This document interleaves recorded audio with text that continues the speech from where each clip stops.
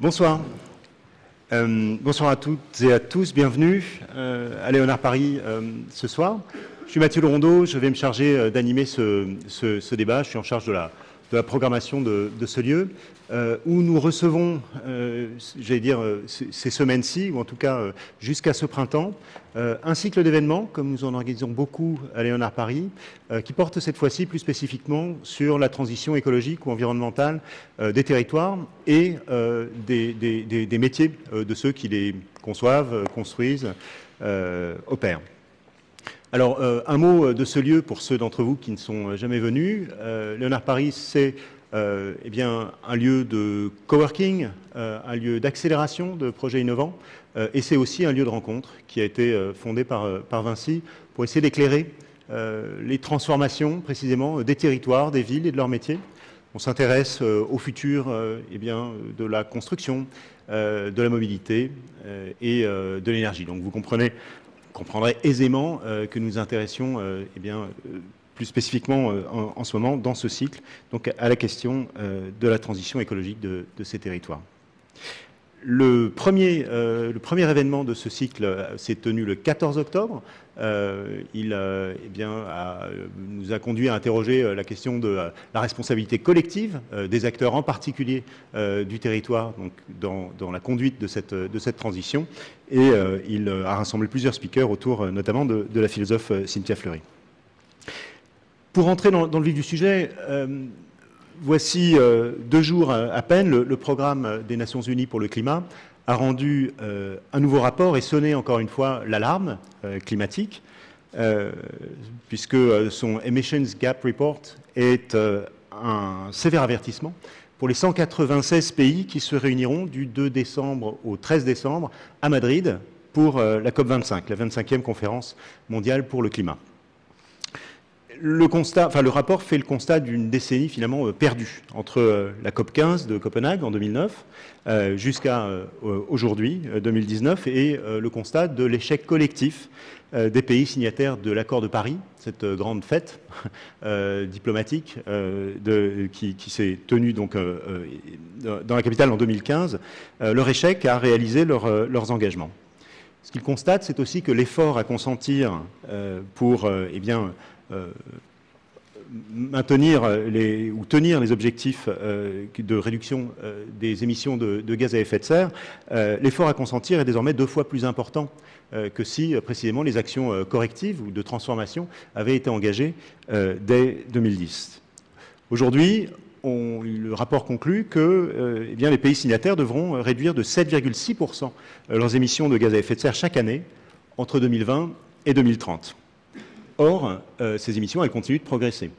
Elles continuent de progresser à l'échelle mondiale, au rythme de 1,5% par an, selon certaines études. Et ce rythme, il n'est pas véritablement en cours de décélération. Au contraire, il aurait tendance à s'accélérer à mesure que la Chine, qui est devenue le premier émetteur mondial au milieu des années 2000, eh bien, continue de développer son économie et ses infrastructures, et que l'Inde, naturellement, décolle. Et le climatologue Jean Jouzel donc, déplorait dernièrement que l'objectif formulé dès 2007 par le GIEC, eh bien, d'atteindre le pic d'émissions en 2020 pour réaliser finalement l'objectif de demeurer sous le seuil des 2 degrés était désormais hors de portée. Donc le contexte est évidemment sévère. Maintenant, un mot des villes. Les villes, elles sont particulièrement, naturellement, concernées par cette nouvelle affirmation de l'urgence climatique, puisqu'elles accueillent plus de la moitié de la population mondiale et qu'elles émettent plus de 75% des gaz à effet de serre qui sont liés à la production d'énergie. À lui seul, les bâtiments contribuent à 1/3 de l'énergie globale consommée. Donc, ça n'est pas tout. D'ici 2050, 3 milliards d'humains vont rejoindre les villes. Et on assiste à véritablement une explosion du fait urbain qui s'accompagne d'un besoin considérable de construction de nouvelles infrastructures. Et la construction de ces nouvelles infrastructures, bien sûr, a aussi un impact important. Je rappelle cette statistique qui a sidéré beaucoup d'entre nous, je pense, qui a été beaucoup commentée au printemps dernier, qui disait, peut-être qu'on reviendra là-dessus, que la Chine aurait employé plus de béton entre 2011 et 2013 que les États-Unis en un siècle. Bon, les villes et les modes de vie urbains seraient donc aux sources finalement de la croissance de ces émissions, mais ils seront aussi les principales victimes du changement climatique, parce que nombreuses sont les régions urbaines qui sont situées dans des plaines inondables, dans des zones arides, dans des régions côtières, et donc sont particulièrement vulnérables aux événements climatiques extrêmes. Et on a souvent débattu ici, à l'initiative de la Fabrique de la Cité ou de Léonard, de l'adaptation précisément des villes au changement climatique. Et puis enfin, une dernière raison de parler des villes, enfin une troisième raison de parler des villes, c'est que c'est dans les villes que se concentre le pouvoir, et c'est dans les villes que se concentrent les ressources, et les ressources économiques en particulier, qui seront indispensables à conduire cette transition. Donc ce soir, on va évoquer les grandes questions que posent les villes à l'ère, disons, de l'Anthropocène. Quelle est au juste la part des villes dans le changement climatique et dans le réchauffement global ? Quel va être l'impact du réchauffement sur les habitants? Et puis, est-ce que ces villes, c'est la bonne échelle finalement d'action et de gouvernance pour conduire la transition? Là où, précisément, le constat, les derniers constats, c'est que les États ont échoué, disons, à ce jour. Pour esquisser des réponses à ces questions, on a le plaisir donc d'accueillir un panel d'intervenants qui est composé d'Ariana Detoni. Bonjour. Vous êtes directrice du département technique du cabinet EcoAct. Je vais vous donner la parole dans un instant pour rentrer un petit peu dans les éléments de constat que vous avez pu dresser avec EcoAct et le WWF.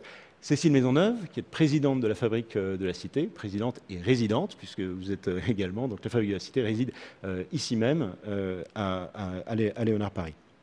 Karine Bidard, vous êtes directrice générale de l'Agence parisienne du climat. Et finalement, Thomas Lovo, vous êtes chercheur au laboratoire des sciences du climat et de l'environnement, et vous êtes chercheur associé à l'université de Penn State University. Pour les modalités, on va échanger entre nous pendant une petite heure avant de vous donner la parole parce que, voilà, je le disais tout à l'heure, il y a des sujets sur lesquels on sait que les questions seront nombreuses et bien évidemment, c'est avant tout à vous, j'allais dire, de les poser. Pour commencer, je voudrais proposer donc à Ariana Detoni de nous parler un peu de ce rapport que vous avez élaboré chez EcoAct avec le WWF ou pour le WWF l'an dernier. Donc EcoAct, c'est un cabinet de conseil et d'expertise donc au service des entreprises et des collectivités pour élaborer leur stratégie climat. Et vous avez publié donc ce rapport qui s'intitule « Les villes face aux défis climatiques vers des métropoles françaises alignées vers l'accord de Paris ».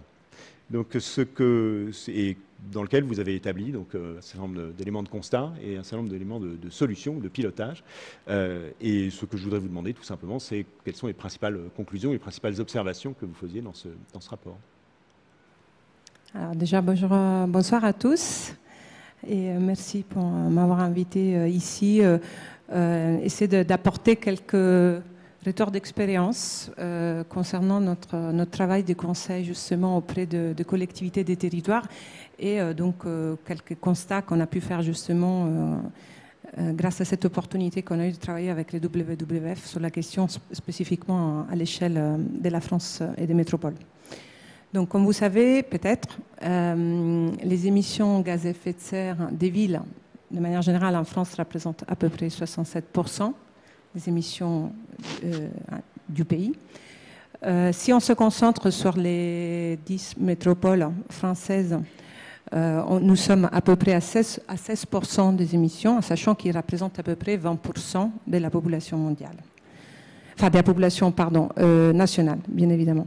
Donc, la répartition des émissions est essentiellement due au bâtiment, comme ça a été évoqué tout à l'heure, donc à peu près un tiers. Et après, il y a 17% qui sont liés à l'industrie et essentiellement 16% liés au transport. Ça, ce sont les émissions, disons, les catégories principales. Ce qu'on sait aujourd'hui, c'est que c'est une échelle aussi de l'action qui est très importante, car quand on regarde à niveau mondial, 50 à 70% des actions qui sont proposées à niveau mondial sont déclinées à l'échelle infranationale.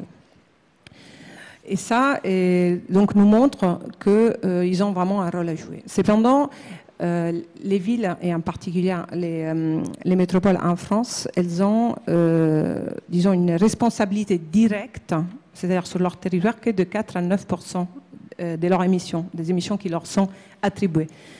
Ce qui veut dire que la grande majorité de ces émissions dépendent plutôt des émissions qu'on dit importées et qui dépendent aussi du comportement des consommateurs qui habitent ces métropoles. Du coup, qu'est-ce qu'on a fait avec les WWF? On a essayé d'établir une trajectoire et de répondre à la question qu'est-ce qu'il faudrait que les villes fassent pour qu'on respecte les engagements de l'accord de Paris, c'est-à-dire rester sous un objectif de 2 degrés ou 1,5 degrés. Donc pour faire ces calculs, on a utilisé le concept de budget carbone. Donc, c'est-à-dire qu'on est parti de ce qui reste à émettre à un niveau mondial, donc un budget carbone qui reste à émettre au niveau de la planète pour garder une trajectoire 2 degrés ou 1,5 degrés. Et après, en fait, le gros du travail méthodologique a été de décliner, disons, d'attribuer ces budgets d'abord à la France et après à l'échelle métropolitaine. Du coup, on s'est donné en fait deux échéances. On allait voir ce qui restait à émettre donc à 2030 et puis à 2050, à niveau donc des métropoles. Et on a, aussi on a décliné ces budgets, on a attribué, disons, ces budgets à la France en utilisant un indicateur qui s'appelle l'indicateur indice de développement humain, de manière, disons, tout simplement à prendre en compte le fait que quand on est dans un pays les plus développés, on est censé faire plus d'efforts en termes de réduction que dans un pays moins développé. Bien évidemment, on s'est retrouvé donc face à une grande diversité aussi, de diversité territoriale de ces métropoles, à la fois en termes bien évidemment de population, de densité, mais aussi de situation géographique, des niveaux d'ambition, un niveau donc de réduction, et puis aussi en termes de la question de l'adaptation, on l'a pas forcément approfondi autant dans ce rapport, mais c'était bien évidemment dans nos esprits. Et on sait aussi donc qu'on a des émissions de gaz à effet de serre par habitant qui sont très variées en fonction aussi notamment du réseau de transport qui est présent dans ces territoires. Donc on va des extrêmes de la métropole du Grand Paris qui est relativement, enfin qui a donc un taux d'émission par habitant qui est relativement bas à la métropole Aix-Marseille-Provence où on a, contrairement à Paris, un taux d'émission par habitant qui est plutôt élevé, notamment dû à une question de réseau de transport qui n'est pas forcément optimal.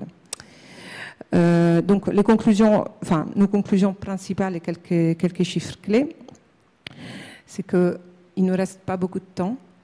Si on veut agir sur ces objectifs, donc à niveau de la France, on n'a que 10 ans devant nous pour respecter un objectif des 2 degrés. Donc je vous rappelle que l'objectif des 2 degrés, il est ambitieux, mais si on veut garder en fait l'existence encore de certaines îles du Pacifique et garder vraiment le monde tel qu'il est aujourd'hui, on devrait plutôt cibler un objectif de 1,5 degré. Et pour obtenir cet objectif de 1,5 degré, à niveau français, on n'a plus que 4 ans devant nous. 4 ans, donc c'était déjà en 2018, donc on ne reste plus que 3. Du coup, la bonne nouvelle, il y a quand même des engagements qui sont faits, à la fois à niveau donc, européen, national, et puis se décline aussi à niveau des villes. Nous avons donc des engagements qui, après, prennent forme dans le cadre de plusieurs initiatives, du type les C40, par exemple, ou ICLEI, pour en citer quelques-unes. Et on a de plus en plus donc, des villes dans le monde qui s'engagent dans une trajectoire de neutralité carbone à court terme. On a plus de 30 villes à niveau mondial qui sont engagées sur cette trajectoire. Et on a de nombreuses villes aussi qui sont engagées vers les 100% énergie renouvelable sur leur territoire. Cependant, on sait aussi, suite à notre analyse, que les efforts qui sont nécessaires pour arriver à garder cette trajectoire devraient être doublés, voire triplés par rapport à ce qui est déclaré aujourd'hui dans les plans climat. Les plans climat étant l'outil qui se donne aujourd'hui des villes en France pour définir une stratégie climatique. Donc, si on part du principe que les plans climat tels qu'ils sont aujourd'hui sont respectés à 100%, chose qui est déjà très ambitieuse comme perspective, on sait qu'on doit tripler les efforts par rapport à ça pour arriver à une trajectoire entre 2 et 1,5 degrés. On sait que ça, par contre, c'est un investissement qui vaut le coup parce que grâce au rapport Stern, en fait, on sait que le coût de l'inaction représente 5% du PIB mondial, et, alors que le coût de l'action représente que 1%. Donc, c'est un vrai retour sur investissement. Et donc, voilà, il ne nous reste plus qu'à mettre en œuvre un certain nombre de mesures dont on parlera peut-être tout à l'heure. Alors, j'ai l'impression d'entendre un air connu d'une certaine manière, c'est-à-dire que je dirais le constat, il est fait. On pourrait dire il est sans appel, ou en tout cas il est sans appel. Il appelle précisément à l'action et à une action immédiate. Les solutions, ou en tout cas les trajectoires, là encore, on commence à en parler beaucoup et à avoir des idées assez fines des engagements qu'il conviendrait de prendre. Mais, et je peux donner la parole à Cécile, qui certainement a un avis sur ce sujet, on se rend compte qu'on peine quand même à les mettre en œuvre. Et en dépit de la bonne volonté d'un certain nombre de villes, et notamment ces 171 villes qui adoptent des plans climat, on a l'impression d'être loin du compte. Vous le disiez vous-même, il faudrait doubler, tripler les engagements donc, qui sont pris en général. Donc Cécile, comment expliquer finalement, ou quel commentaire faire de cette espèce de hiatus entre la connaissance de l'enjeu, d'un certain nombre des solutions et la réalité sur le terrain, en quelque sorte, ou des engagements. Merci Mathieu. Alors, effectivement, il y a des engagements forts qui sont pris. Alors, derrière, tout de suite, je vais employer un mot un petit peu provocateur, mais il y a aussi des stratégies de marketing territorial. Et même le climat, je suis désolée de le dire, n'échappe pas à ça. Parce que les villes coopèrent, mais elles sont aussi en concurrence. Il ne faut pas l'oublier, il y a aussi cette réalité-là. Les grandes métropoles mondiales sont en concurrence. Donc, je pense que, et pour répondre à la question, ça veut dire que derrière, il est important qu'émerge au niveau, je pense, international, et peut-être que le C40 est un bon cadre, une méthodologie. On a un problème de méthodologie et de clarté de la méthode sur comment est-ce qu'on met en œuvre ces plans de neutralité carbone. D'ailleurs, c'est intéressant de voir que les plans de neutralité carbone, il y en a qui disent moi, allez, 2030, 2035, 2040, et ce n'est pas forcément lié à l'ampleur du chemin à parcourir. Donc, c'est pour ça que je pense qu'on a besoin, à travers de cette question de la méthodologie, de référentiels communs. Parce que si on regarde aujourd'hui, pourquoi il faut un référentiel commun? Déjà pour que les villes puissent se comparer, se concurrencer, et en l'occurrence, la concurrence entre villes produira les effets les meilleurs, c'est-à-dire que les villes les plus avancées pourront jouer un rôle de tirer le reste de celles qui ne bougent pas assez vite. Donc c'est pour ça que c'est important qu'il y ait un référentiel. Et pour qu'il y ait un référentiel commun, l'intérêt d'un référentiel commun, c'est aussi d'entraîner. Puisque vous le disiez, un certain nombre d'émissions ne sont pas à la main directe des villes. On est plutôt sur du scope 3, c'est-à-dire des émissions indirectes des acteurs sur le territoire. Or, comment on entraîne si on n'a pas en tête tous la même grille de lecture? Aujourd'hui, il faut bien dire que cette grille de lecture, elle est d'une complexité extrême. Je ne dis pas qu'il faut simplifier la complexité, c'est pas ce que je dis. Mais si vous êtes une métropole, vous voyez, et alors les grandes métropoles savent gérer ça, mais des métropoles qui ont certes le titre administratif, mais qui n'ont pas forcément tous les moyens techniques et humains. Vous avez le cadre européen, vous avez le cadre de l'accord de Paris, vous avez la SNBC, vous avez la loi de transition écologique sur la croissance verte, le plan Action Climat, vous avez les SRADET au niveau régional, vous avez des plans Action Climat. Donc il y a quand même toute un ensemble extrêmement complexe d'outils d'objectifs qui ne sont pas forcément cohérents si on regarde la France. J'ai fait partie d'un groupe de travail de l'Institut Montaigne sur la programmation pluriannuelle de l'énergie, une évaluation de la première qui est passée de 2016 à 2018 et des sortes de recommandations sur comment redresser le cap pour 2019-2023. Et c'est assez spectaculaire de voir comment cet outil, une programmation pluriannuelle, n'est pas forcément en accord avec d'autres outils nationaux mis en œuvre sur le sujet. Si, par exemple, aussi, sur la programmation pluriannuelle de l'énergie telle qu'elle est dessinée, le mot d'économie d'énergie, les manières de faire des économies d'énergie, c'est quand même très mal défini, très mal évalué, il n'y a pas vraiment de moyens. Certes, on parle d'efficacité énergétique des bâtiments, mais d'une part, on ne revient pas sur les moyens mis en œuvre et l'impact qu'ils ont eu. On ne met pas franchement en face des moyens et la lisibilité est toujours aussi complexe. Or, on sait que c'est un des problèmes pour travailler sur le sujet. Donc, ce que je veux dire, c'est que pour l'instant, on a un référentiel extrêmement complexe qui n'aide pas à prendre des actions qui entraînent et qui permettent de se comparer et derrière de créer un effet de rôle d'entraînement. Sur cette même méthodologie, vous dites par exemple les villes qui visent 100% d'énergie renouvelable. Très bien, mais les énergies renouvelables, ce qui va faire les panneaux solaires ou les éoliennes, quand c'est fabriqué en Chine, ça va émettre plein de CO2. On est encore sur du scope 3. Donc en termes, c'est bien d'afficher ça, mais derrière quand même, la molécule de CO2, elle va être produite ailleurs. Et en France, on a fait ça parfaitement.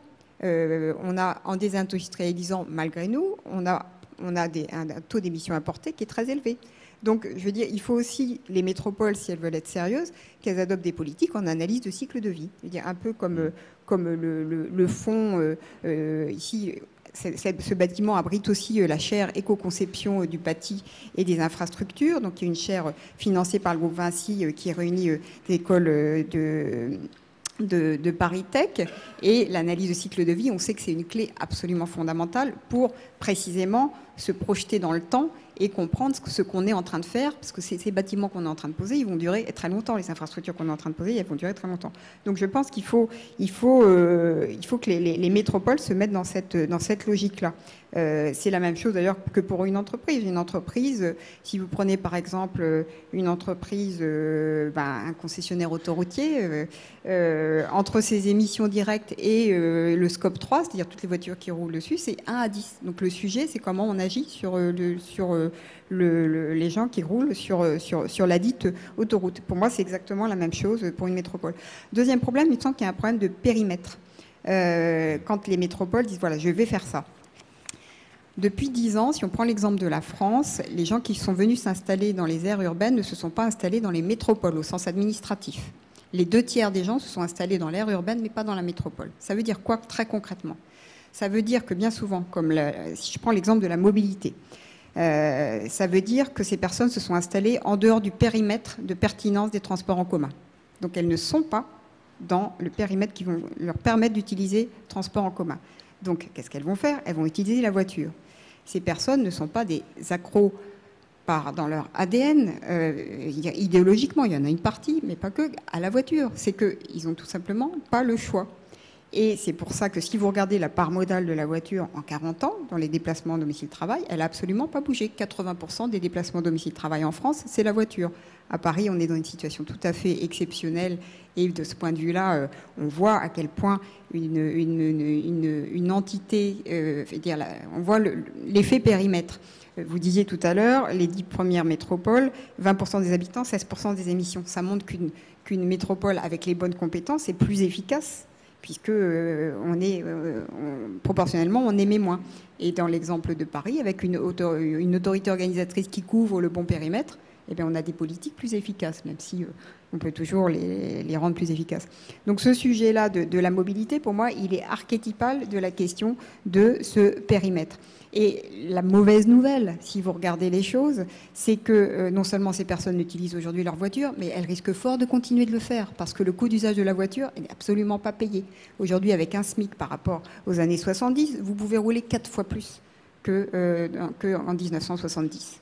Parce que les voitures sont plus efficaces et proportionnellement, les constructeurs ont fait leur job. Ils vont le faire encore plus dans les années à venir, puisqu'il y a des objectifs très ambitieux qui ont été fixés au niveau de l'Europe. Donc ça veut dire que ça va coûter encore moins cher d'utiliser sa voiture. Ça, c'est la très très mauvaise nouvelle. Et si vous regardez en face les moyens dévolus, par exemple, au transport du quotidien ferroviaire, qui, eux, font partie de la frange décarbonée de la mobilité, bon, là vient d'être annoncé par le gouvernement un plan de, je crois, 2,9 milliards d'euros sur 10 ans dans les TER d'investissement. Si je prends la seule aire urbaine lyonnaise, c'est 4 milliards qu'il faut dépenser sur le nœud ferroviaire. Donc on n'est pas à l'échelle. Donc c'est-à-dire qu'en l'état, on peut dire ce qu'on veut, l'usage de la voiture va continuer à se développer en matière de mobilité, c'est 1/3 de nos émissions. Voilà. Donc juste pour prendre un exemple, les métropoles peuvent beaucoup, mais c'est vrai que si on ne pose pas la question de la gouvernance et de l'ère de jeu, du terrain sur lequel elles vont agir, déjà elles ont la main pas directement sur les émissions, mais en plus là on est dans des territoires non couverts non pris en charge, je veux dire, administrativement, politiquement et techniquement pour répondre aux problèmes. Donc un millefeuille, j'allais dire méthodologique, et une grande complexité, un maquis en fait qui rend même la comparaison entre les métropoles relativement difficile, en dépit de l'exercice de modélisation que vous avez fait, on y reviendra hein, de toute façon, ou encore avec Thomas Lovos sur la question de la mesure, et puis qui finalement se superpose un peu à cette espèce de maquis aussi de la gouvernance en fait des territoires et de la question de l'échelle, de qui prend la bonne décision, etc. Alors je me tourne cette fois-ci vers Karine Billa parce que vous êtes donc directrice générale de l'Agence parisienne du climat. Paris a la chance d'avoir une agence dédiée à la question climatique. Ce que on aimerait vous entendre dire, c'est comment justement, quel rôle vous jouez à l'échelle de la ville et plus largement du périmètre urbain parisien, et quelles sont finalement les actions que vous êtes en mesure d'organiser ou de recommander. Une pression sur le... voilà. Bonjour à tous. Effectivement, la question de la manière dont on décline les plans climat, elle est essentielle. On a la chance à Paris d'avoir un plan climat qui a été voté à l'unanimité du Conseil de Paris, qui est extrêmement ambitieux. Et en fait, l'Agence parisienne du climat, elle a été créée il y a 10 ans pour être un accélérateur de la transition écologique. Pas énergétique, mais écologique, parce qu'on va en fait au-delà des sujets de rénovation énergétique. Ceci étant, c'est un cœur d'expertise assez important pour nous. On a un rôle tout d'abord de sensibiliser, d'accompagner les Parisiennes et les Parisiens dans la compréhension des enjeux climatiques. On a un rôle également d'accélération de la transition écologique, et là je vais vous parler un peu plus en détail de notre activité sur notamment l'accompagnement de la rénovation énergétique des bâtiments. Et puis on a un rôle également de laboratoire de la transition écologique, avec la mise en œuvre de nouveaux projets qui permettent de déployer de manière assez opérationnelle les grandes orientations qui sont prises dans le plan climat. La première chose que je voudrais vous dire sur l'agence, c'est que déjà c'est une agence dont la gouvernance reflète la diversité des parties prenantes de ce territoire, c'est-à-dire qu'on est soutenu par la ville de Paris, par la métropole du Grand Paris, par l'ADEME, et puis par quelques entreprises qui s'engagent vraiment à nos côtés pour mettre en œuvre des actions qui vont dans le sens du bien commun, parce que c'est quand même un fil rouge, je dirais, dans les activités de l'agence. Et cette agence, donc, elle a un gros cœur d'expertise en fait sur la mobilisation de l'écosystème. On a coutume de dire, ça a été un peu évoqué auparavant, que en gros les politiques publiques, elles ont un effet direct sur à Paris, c'est environ 20% des émissions de gaz à effet de serre. Comment on fait pour agir sur les 80% restants? Eh bien, l'Agence parisienne du climat, elle se positionne un peu à cet endroit-là, c'est-à-dire qu'on va travailler avec les parties prenantes du territoire. La tâche est assez vaste, pour tout vous dire, parce que ça veut dire qu'on doit s'adresser à la fois aux Parisiennes et aux Parisiens. Donc, on va mettre en œuvre des événements qui vont permettre de comprendre, décrypter les politiques publiques, comprendre quelles sont les grandes orientations qui sont prises, comprendre ce que c'est que le changement climatique, la réalité, et surtout essayer de sensibiliser et d'inciter au passage à l'acte. Et c'est l'idée de changer les bonnes pratiques. On organise par exemple des ateliers pour expliquer quels éco-gestes on peut mettre en œuvre au quotidien pour réduire son impact carbone. On a également une action aux côtés de la ville sur ce qui s'appelle les volontaires du climat. Il y a on va dire un appel à manifestation d'intérêt qui avait été lancé par la ville de Paris pour que, en gros, les citoyennes et citoyens se déclarent volontaires de pouvoir aider sur les sujets climat et d'être une force d'action, force de proposition, oui, mais surtout force d'action.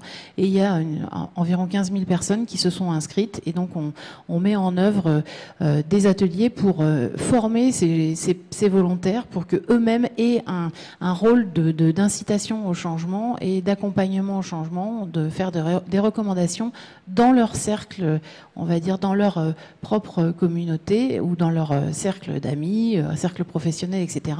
Parce que tout simplement, on ne peut pas imaginer qu'une agence comme l'Agence parisienne du climat puisse intervenir auprès de tous les citoyennes, citoyens. On a besoin de relais et de gens qui vont faire un effet rebond des multiplicateurs.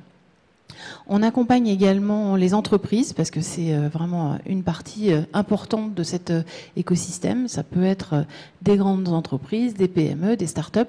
L'objectif, c'est vraiment de les inciter à mettre en œuvre des actions concrètes aux côtés du territoire. Et là, par exemple, on travaille avec, au travers d'un dispositif donc en coportage avec la ville de Paris, du Paris Action Climat. C'est une charte dans laquelle où il y a environ 70 entreprises qui ont signé cette charte pour déclarer leur intention de s'afficher vraiment comme un partenaire étroit de la collectivité pour mettre en œuvre des actions sur le terrain. Donc là, c'est en train d'être déployé. Et par exemple, on pilote des communautés. Donc on a lancé cette année une communauté sport. L'idée, c'est de réunir des acteurs du secteur du sport, que ce soit des acteurs économiques ou bien des clubs sportifs amateurs. Je prends l'exemple parce que dans la perspective des Jeux Olympiques et Paralympiques de 2024, il y a un enjeu fort. On a vu que la candidature de Paris, elle s'adossait vraiment à un concept de jeu très sobre d'un point de vue énergétique, avec une idée du réemploi, de la sobriété. Donc on est, par exemple, on travaille aux côtés des clubs sportifs amateurs pour les aider à comprendre quel est leur impact. Quand ils organisent des événements, que ce soit des compétitions ou des entraînements, imaginez un peu le nombre de bouteilles en plastique qui sont utilisées. Bon, bah, ça paraît peut-être un peu anecdotique. En définitive, ça l'est pas. Il y a un objectif qui est donné par la ville de sortir du plastique à usage unique d'ici 2024. Comment on fait? Ben, ça commence aussi, il y a des initiatives comme ça très concrètes. Donc on essaye d'accompagner et d'expliquer quelles sont les bonnes pratiques qui peuvent être mises en place pour réduire l'empreinte carbone de ces différents acteurs. On va travailler également aux côtés des experts du territoire. Si je continue dans le descriptif du panorama de cet écosystème, quand je parle des experts, par exemple, je parle de Météo France. On a mis en place un partenariat avec Météo France qui est extrêmement riche. Par exemple, Météo France nous fournit toutes les données sur les évolutions climatiques à Paris et en France, en particulier à Paris. Et on a un rôle en fait d'expliquer de manière un peu simple, de rendre intelligibles ces données pour les Parisiennes et les Parisiens, faire en sorte qu'ils comprennent ce que ça veut dire le changement climatique et concrètement comprendre que les périodes de canicule, par exemple, comme on a eu cette année, avec 2 vagues de canicule, ce qui était absolument du jamais vu, une température record le 25 juillet de 42,6 degrés, qu'est-ce que ça signifie? Qu'est-ce qu'on a comme impact? Déjà en termes de surmortalité à Paris, on s'est aperçu par exemple qu'il y avait une surmortalité sur une tranche d'âge qu'on n'attendait pas du tout. C'était la tranche 25, 40 ou 45 ans. Donc des gens qui sont en bonne santé, qui sont actifs. Et il se trouve qu'on a constaté un taux de surmortalité plus important parce que on a adressé les autres populations qui étaient plus vulnérables en les prévenant qu'il fallait qu'elles se mettent à l'abri, etc. Et puis en définitive, on s'aperçoit en fait qu'il faut vraiment parler à tout le monde et dire aux gens que c'est pas une bonne idée d'aller faire un footing quand il fait 42 degrés. Ça paraît un peu anecdotique, mais on a aussi ce rôle d'expliquer, de mettre en avant des chiffres qui permettent ou des données qui permettent de changer un peu les comportements.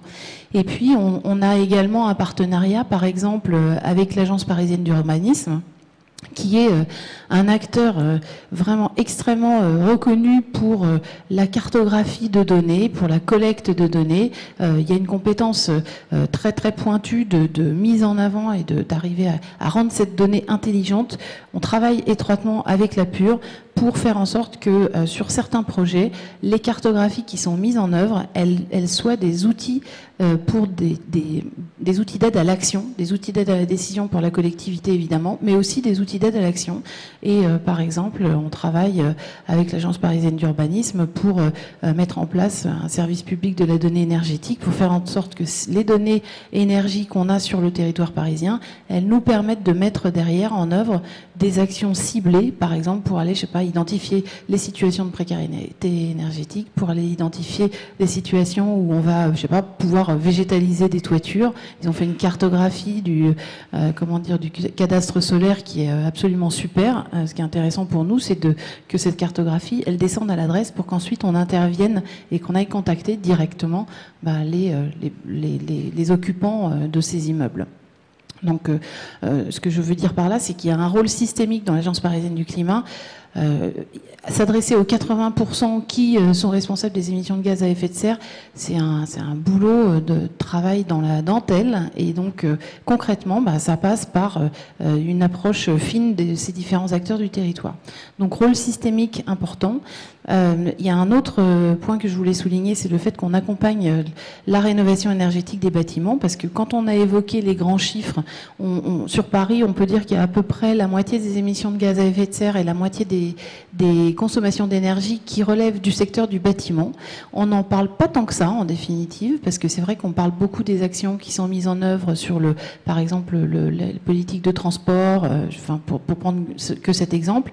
Quand on parle de rénover d'un point de vue énergétique le bâti parisien, il faut savoir qu'aujourd'hui, 90% des bâtiments qui seront là en 2050, ils existent déjà aujourd'hui. Donc ça replace aussi un peu l'enjeu sur le fait que on entend beaucoup parler de l'engagement des acteurs du bâtiment sur des projets de construction, c'est les grands projets d'aménagement urbain, etc. C'est vrai que c'est essentiel. Maintenant, les bâtiments qui sortent, c'est des bâtiments basse consommation à énergie positive. J'ai envie de dire encore heureux. Par contre, il reste les 95% restants du bâti parisien, qui sont des bâtiments existants, avec une typologie qui est celle de la 3e ville la plus dense au monde. Comment on fait pour rénover un quartier qui est là, on sort là sur la petite place, regardez la configuration, comment est-ce qu'on fait pour rénover ce bâtiment, sachant que l'architecture haussmannienne, au départ, elle était conçue pour précisément vraiment être compacte et en définitive, elle est son empreinte carbone ou son empreinte écologique est assez optimale. Sauf que c'était auparavant, par exemple, des appartements qui étaient traversants, donc ventilation naturelle. Aujourd'hui, pour des raisons de densification, de spéculation, les immeubles pour haussmanniens ont souvent été scindés en deux, ce qui fait que il n'y a plus de possibilité d'avoir de l'air, de la ventilation naturelle qui circule. Comment on fait pour justement adapter la rénovation ou transformer ce bâtiment pour faire en sorte que on n'utilise pas de la climatisation pour les problématiques de période de canicule. La rénovation par l'extérieur, par exemple, qui est importante parce qu'il ne suffit pas de changer le chauffage. Nous, on est vraiment là pour faire comprendre aux gens qu'il faut envisager de la rénovation globale du bâtiment si on veut vraiment changer la performance énergétique. Ça veut dire quoi? Ça veut dire penser à l'isolation du bâtiment. Les techniques d'isolation, elles sont assez diverses, mais il y a une typologie de bâtiment aussi à Paris qui est quand même particulière. Quand vous avez un immeuble haussmannien, imaginez que vous n'allez pas faire une isolation par l'extérieur aussi facilement que sur un immeuble des années 70 ou 80. Il y a une problématique aussi de prise en compte de ces caractéristiques architecturales. Comment est-ce qu'on arrive à préserver le paysage de la rue à Paris?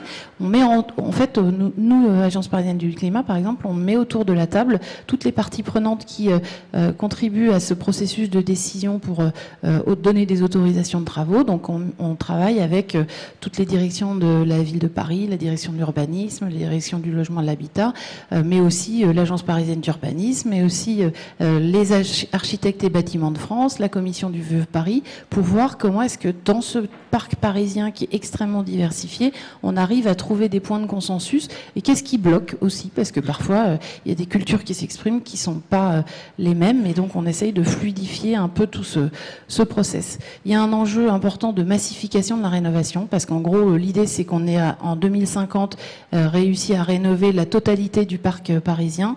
Et concrètement le parc parisien, quand on parle du logement par exemple, ça veut dire qu'on parle aux copropriétés. Donc je ne sais pas s'il y en a parmi vous qui ont la chance de faire partie d'une copropriété.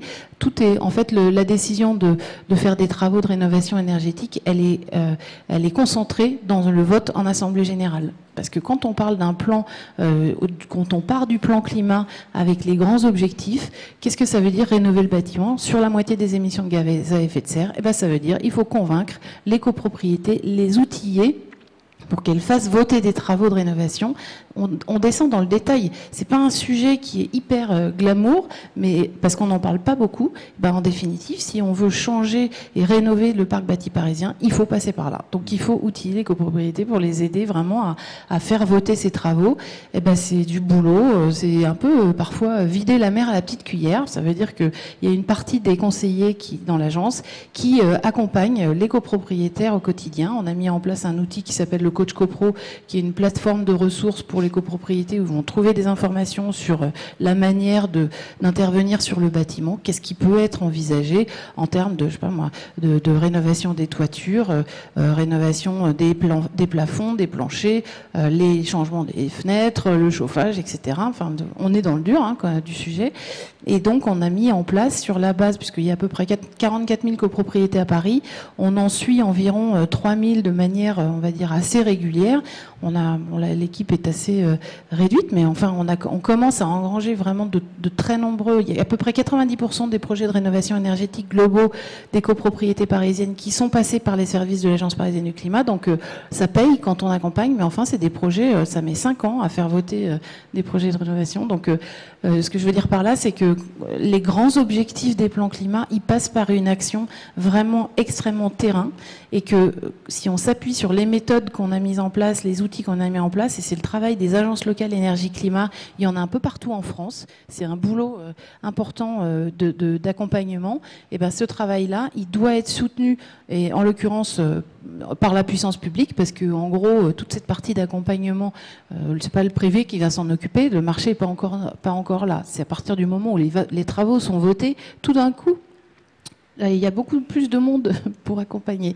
Donc ce travail, il doit être soutenu. Et les agences locales, elles font un travail vraiment dans la finesse du trait. Et puis ça rayonne sur d'autres sujets du plan climat. Je vais prendre un exemple sur la question de la végétalisation de Paris, par exemple. Il y a un objectif de 40% de surface perméable et végétalisée en 2050. On peut penser à l'espace public. Bon, c'est à peu près clair pour tout le monde, mais la végétalisation, ça peut être aussi la végétalisation des toitures, les végétalisations des cours d'immeubles. Là, c'est pareil, on profite de notre entrée vers les copropriétés parisiennes pour pousser ce sujet-là. Voilà, il y a énormément de déclinaisons du sujet, pareil sur les sujets de chauffage au fioul. Un dernier exemple que je prends, après j'arrête, mais je pourrais en parler un peu pour les questions. Oui, je pourrais en parler pendant des heures. C'est la question, par exemple, de la conversion au véhicule, la transformation de passer du véhicule thermique au véhicule électrique. Aujourd'hui, il y a à peu près 5% des véhicules qui circulent dans Paris qui sont des véhicules électriques.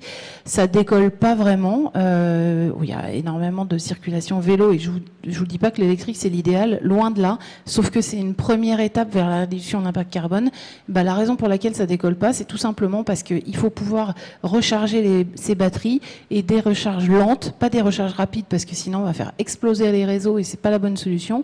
La recharge lente, ça veut dire quoi? Ça veut dire que c'est dans les logements, donc dans les copropriétés, dans les parkings et les box des copropriétés que ça se passe. C'est pareil, c'est encore une fois un sujet qu'on pousse un peu, par cette entrée-là.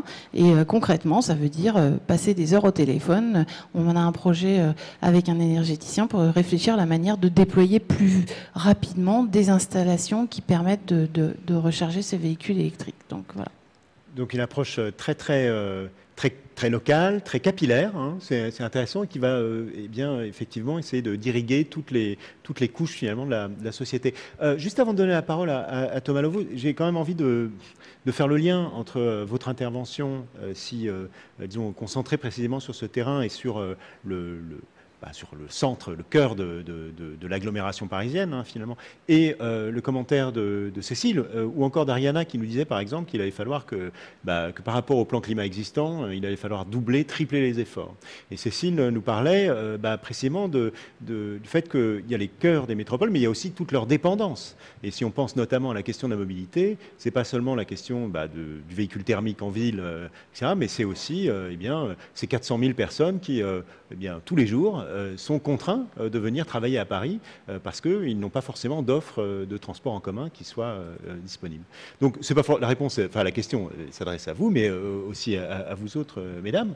C'est comment prendre finalement, comment relever un peu ce défi-là. On parlait de mobilité. Je crois, l'idée, c'est que pour atteindre la neutralité à l'horizon 2050, il va falloir réduire de l'ordre de 90% les émissions en matière de mobilité.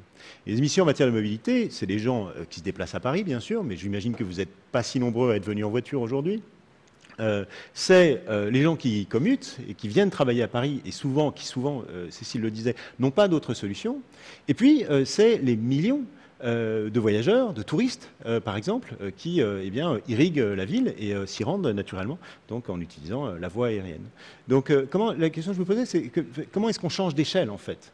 Et comment est-ce qu'on va s'intéresser, comment est-ce que quand on est une ville comme Paris, une ville puissante, on irrigue et on se trouve des partenaires au-delà, je dirais, de la propre enveloppe de la ville. Et Thomas, je vous donnerai la parole juste après. Pardon. Il y a peut-être une piste que je retiens. Encore une fois, on est dans l'idée d'aller chercher des projets très opérationnels. Je pense qu'il y a un sujet sur la question du déplacement domicile-travail pour les gens qui travaillent, qui sont salariés à l'échelle de la métropole. Donc il y a vraiment des trajets assez incroyables.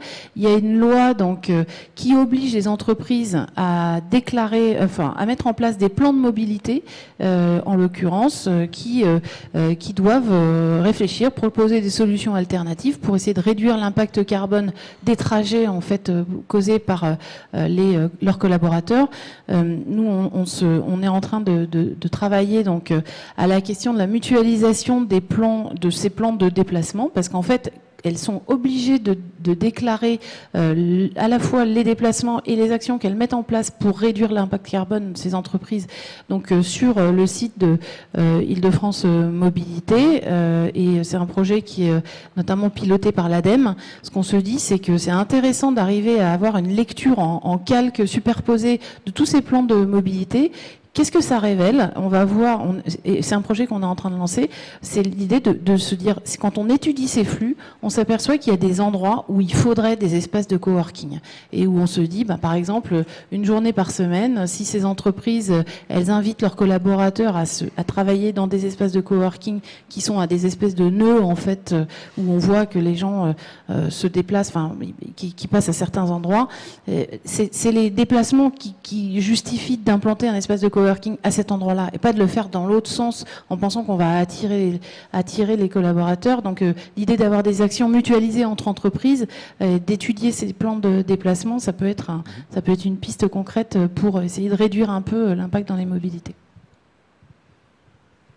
Alors, moi, dans la continuité de ce que j'expliquais sur le coût d'usage de la voiture, je pense que la solution, je ne sais pas si c'est la solution pour Paris, mais la solution qu'adoptent de plus en plus de villes et qui me semble totalement inéluctable parce qu'elle a aussi un intérêt en termes d'utilisation d'espace public, c'est le péage urbain. New York vient d'en mettre en place un dans la zone au sud de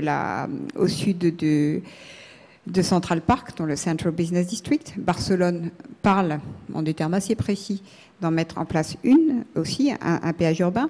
Londres est en train d'étudier la fusion entre les zones de très basses émissions et la congestion charge qu'ils ont en place depuis plusieurs années, parce que le système, parce que ça continue d'augmenter et que la congestion aussi continue d'augmenter. Donc de plus en plus de villes viennent à cela. Malheureusement, ça figurait dans le projet initial de la loi d'orientation sur les mobilités. Ça a été retiré à la suite de la crise des Gilets jaunes. Je pense qu'on sera forcé de reposer à nouveau la question. Parce que si on ne fait pas payer le prix, alors après, mettre en place les mesures sociales qui compensent ça, c'est un autre sujet, et c'est un vrai sujet. Mais du point de vue économique, on est dans une situation qui est juste aberrante aujourd'hui. Alors, pendant qu'on fait ce zoom un peu sur la question des transports, le péage urbain, ne serait-ce que pour des raisons réglementaires, il n'est pas très populaire dans les métropoles françaises que vous avez étudiées. Mais comment est-ce que, Ariana, vous... Oui, alors, je pense qu'il faut voir les métropoles comme des agrégateurs d'acteurs qui ont la possibilité de travailler à la fois sur les territoires précis, mais bien au-delà. Et ça, j'ai deux exemples à donner. On a eu la chance d'accompagner justement Paris 2024 dans sa stratégie climatique. Et notamment, il y a une vraie volonté, dès la phase candidature, en fait, de faire l'axe climatique un des axes d'action et puis emblématiques de ces Jeux 2024. Et bien évidemment, quand vous avez des événements comme ça, vous avez une opportunité incroyable d'engendrer des dynamiques au niveau de transport des visiteurs, des transports des spectateurs, et vous pouvez imaginer plein de mesures que je ne dévoilerai pas là, mais vous pouvez imaginer plein de mesures incitatives en fait pour faire en sorte que ces visiteurs se déplacent le plus possible de manière décarbonée, ou en tout cas qu'ils aient le moins d'impact, y compris donc aussi sur les lieux des événements en termes, donc on a mentionné les bouteilles d'eau, on peut mentionner les menus, parce qu'il y a aussi l'alimentation qui pèse énormément. Donc une manière en pratique, ça peut être par exemple dans le cas du Comité olympique de Paris 2024 d'imposer des cahiers des charges qui sont en partie aussi calibrés sur la question climatique, et qui donc va orienter complètement tous les chantiers, notamment dans le bâtiment, mais aussi des actions de transport, des actions donc des appels d'offres qui concernent donc la restauration, etc., l'hôtellerie et tout ça. Voilà, ça c'est un premier levier, donc créer des partenariats dans le cadre de ces grands événements internationaux pour injecter une dynamique, faire de la sensibilisation et créer des infrastructures qui restent un héritage après sur le territoire, comme des infrastructures plus durables qu'avant. Ça, c'est un premier levier. Un deuxième levier pour lequel aussi on a la chance de participer avec la ville de Paris, et que donc on est dans une phase de préfiguration, c'est les plateformes locales carbone. Donc EcoAct élabore effectivement une étude de faisabilité sur cette plateforme locale carbone. Ça veut dire quoi? Ça veut dire que la ville peut créer une plateforme pour que ceux qui souhaitent financer des projets bas carbone et ceux qui souhaitent les mettre en œuvre puissent se rencontrer et du coup contribuer à cet objectif de neutralité ensemble, qui est, je vous rappelle, donc un objectif de la ville de Paris, de la métropole, de la France et de l'Europe. Voilà, un cours. Merci. Je vais en venir maintenant, enfin, à Thomas Lovo, donc, qui est chercheur au laboratoire donc, des sciences du climat et de l'environnement. On se décale un tout petit peu, et pour revenir un peu sur au terrain, quoi. Ce que j'ai vu, ce que j'ai lu, donc notamment, en faisant mes petites recherches sur vous-même, c'est que l'un des sujets de vos recherches, c'est précisément la question de la mesure réelle, concrète, des émissions, à un niveau et à on va dire une granulométrie très fine. Il ne s'agit plus donc, parce que tous les chiffres qu'on a évoqués aujourd'hui sont quand même le produit de modélisation, vous avez une approche qui est différente. Donc ce que j'aimerais vous entendre nous dire, c'est au fond, déjà, est-ce qu'on peut faire confiance au modèle, et de votre expérience, et qu'est-ce qui vous motive dans la recherche justement de nouveaux indicateurs permettant de mesurer ces émissions? Alors, je vais donner le fond de la question. Pour l'instant, tous les bilans carbone qu'on a fait, qu'on a discuté aujourd'hui, etc., se basent toujours sur une méthode qui est bien connue, qui a été travaillée pendant longtemps. On réunit tous les indicateurs socio-économiques possibles, la consommation de fuel, on compte le nombre de voitures, on peut même savoir quel type de voiture. On peut aller très loin dans les données socio-économiques. On va combiner ces données-là, alors c'est là qu'après la magie s'opère. On a des facteurs de conversion d'émissions. Donc si on prend un véhicule léger, moyen, à Paris, au mois de juin, si je prends 1 litre de fuel, combien je libère de CO2 dans l'atmosphère? On a un chiffre qu'on va utiliser. Donc plus on a de données d'entrée, plus on peut être précis. On multiplie tout ça et on additionne. Si vous imaginez, c'est comme une feuille Excel avec des millions de tableaux, de colonnes collées les unes aux autres. Et à la fin, on sort des chiffres. La moindre petite erreur sur ces chiffres, le manque d'information va donner lieu à des biais, à des interpolations, des extrapolations.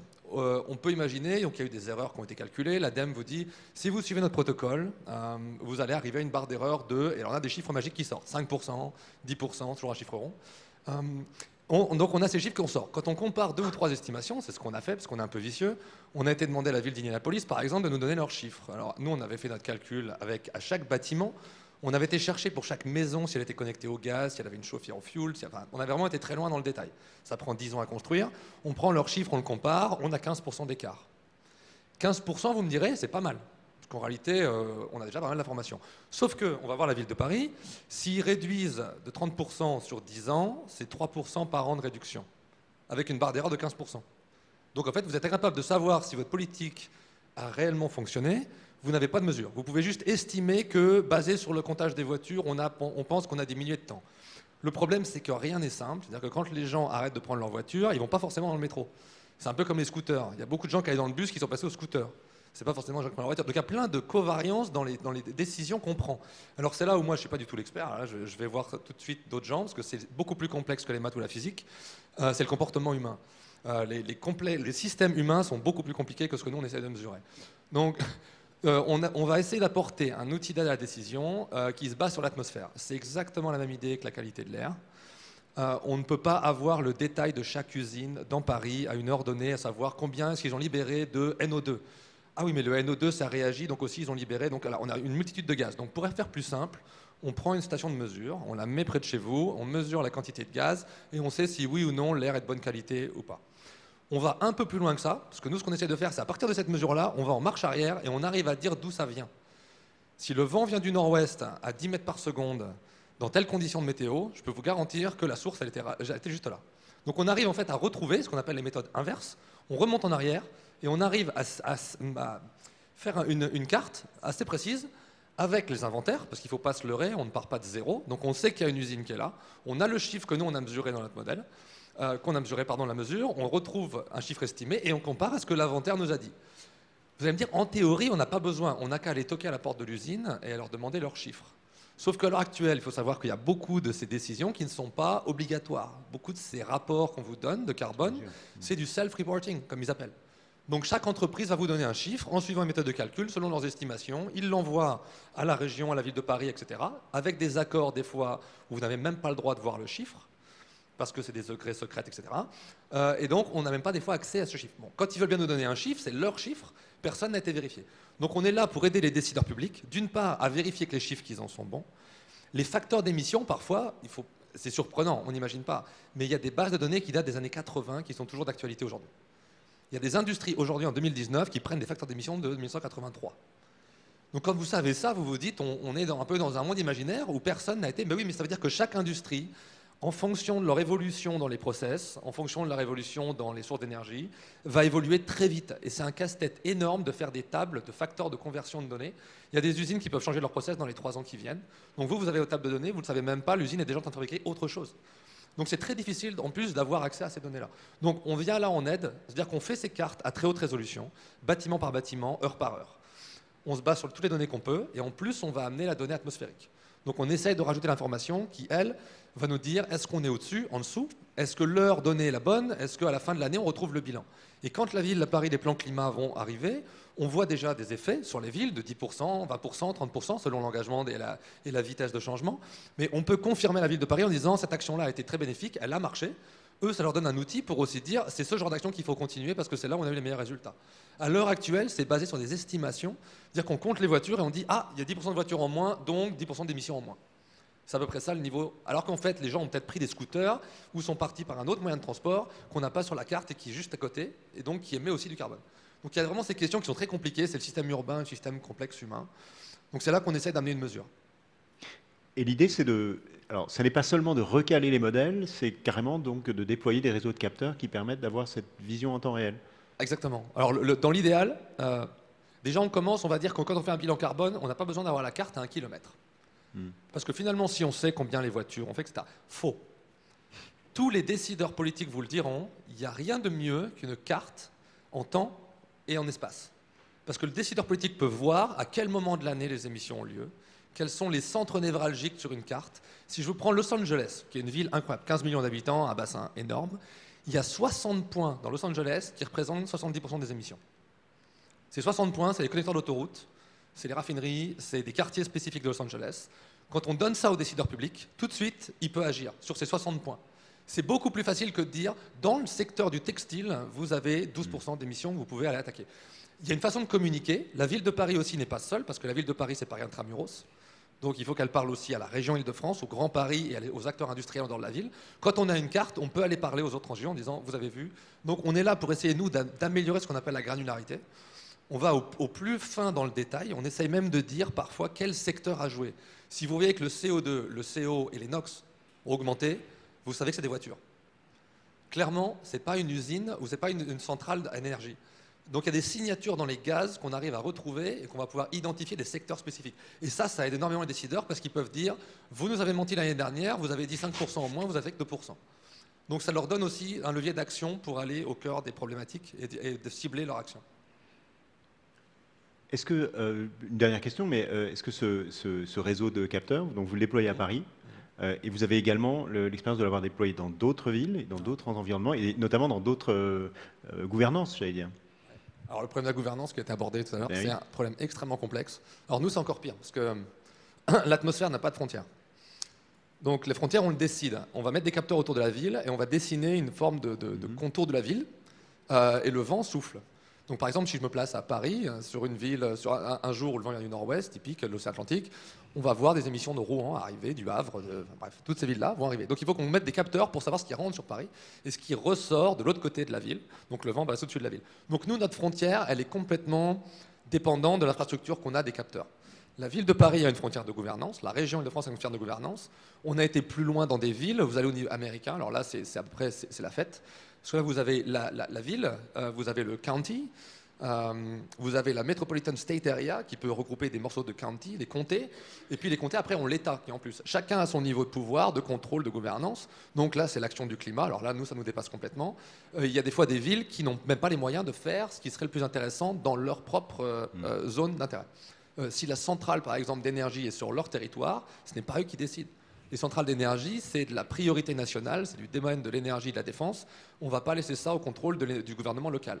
Donc il y a des décisions politiques qui nous, et là je ne rentre pas là-dedans, donc le problème du territoire pour nous est très compliqué. Parce qu'on donne des cartes et en fait on découvre qu'il faudrait des choses très précises parce qu'il faut un découpage assez clair pour savoir à qui on parle, qui est en jeu. Donc on doit aller dans l'échelle très fine. Et alors là je parlais de Paris, mais il y a d'autres villes où c'est encore plus sportif. Parce que si je vais l'exemple de Jakarta, par exemple, en Indonésie, alors notre problème va se régler naturellement parce qu'ils sont en train d'être inondés par les eaux. Le gouvernement indonésien est parti de la ville. Donc officiellement, Jakarta n'est plus la capitale du pays. Donc là, on a placé des capteurs et on demande par exemple le nombre d'habitants à Jakarta. C'est entre 9 et 15. Donc voilà le niveau de connaissance où on en est. On a des plans climat annoncés. Ils font partie du groupement C40, par exemple, qui est un des plus gros groupes de villes au monde qui sont engagés à agir pour le climat. Jakarta fait partie de ceux. Ils ont un plan climat que personne n'a été réellement regardé de loin. Ils donnent un chiffre avec des clés, etc. Donc on sent que ce genre de villes ont un besoin immense d'informations. Ils n'ont ni infrastructure, ni expertise, ni forcément les moyens d'investir dans ce genre d'action. Parce qu'ils ont des problèmes de qualité de l'air qui sont plus importants pour eux que le plan climat sur 20 ans. Donc après arrive la donnée atmosphérique, on dit on peut peut-être vous apporter un peu plus d'informations qui vous aidera à décider sur ce genre de territoire. Merci. La question de la connaissance finalement du territoire et de la mesure est au cœur et c'est des recommandations, c'est la toute première des recommandations d'ailleurs qu'on a pu lire dans un papier récent de Nature dont vous retrouverez les références sur le site de Léonard après l'événement. Vous avez évoqué le C40, donc je ne voudrais pas terminer disons ce premier échange avant de nous tourner vers la salle sans évoquer précisément la diplomatie des villes. Donc effectivement, la question de l'échelle est extrêmement importante, mais quelquefois on a l'impression qu'il est plus facile de se mettre d'accord entre métropoles et mégapoles du monde entier plutôt qu'avec l'agglomération autour d'un centre. Cette diplomatie des villes, au fond, qu'est-ce qu'elle apporte? Le C40, donc, c'est le groupe, c'est un groupe, une ONG pourrait-on dire, qui rassemble les 100 plus grandes villes engagées en faveur du climat, et qui échangent au fond des bonnes pratiques et des référentiels donc, de mesures certainement, mais aussi d'actions. Donc je ne sais pas, peut-être que Cécile a un mot à nous dire effectivement de ce que peut apporter cette espèce de diplomatie parallèle qui a soulevé beaucoup d'espoir à un moment, quand notamment les grandes villes américaines, Los Angeles vient de prendre après Paris, après la maire de Paris, la présidence du C40, les grandes villes américaines ont dit les États-Unis ne souscrivent pas à l'accord de Paris, mais nous, grandes villes, on va s'y commettre. Donc, où est-ce que ce C40 ou cette diplomatie des villes nous emmène? Je pense que la diplomatie des villes, on l'a déjà vu en action, parce qu'à mon avis, si la COP d'alors, la COP de Copenhague en 2009 avait échoué, c'est parce que précisément, on n'avait pas inclus les acteurs infra-étatiques, à savoir les villes et les entreprises. Et a contrario, je pense qu'une des raisons majeures qui fait que la COP de Paris en 2015 a réussi et a conduit à un accord international, c'est parce que ces acteurs infra-étatiques ont été inclus. Parce que diplomatie des villes, ça veut dire quoi ? Contrairement à la diplomatie des États, ça veut dire que ville, on arrive avec tout un écosystème d'acteurs. C'est-à-dire qu'on arrive non seulement avec des gens qui pensent, mais des gens qui font concrètement. Et juste pour prendre un exemple, les villes qui arrivent à se transformer rapidement, c'est des villes qui font quoi ?